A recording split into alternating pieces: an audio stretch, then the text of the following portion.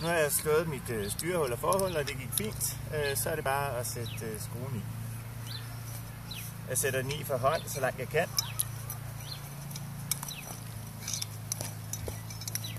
Jeg hører, at jorden er tør. Det er længe siden det har regnet. Og når jeg ikke kan mere for hånd, så sætter jeg drejestangen i, og så drejer jeg den ned. Nu er det vigtigt, at jeg lige ser, at retningen er, som den skal være. Så jeg har stadig mulighed for at gøre noget ved det.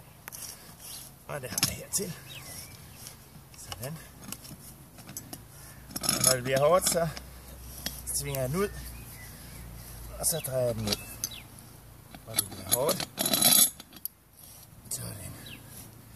Her vil jeg have den i loddet i forhold til den anden skrue herover, så den er klar til for eksempel at bygge mit legehus eller sådan, eller et andet byggeri på. Det kunne være en udestue.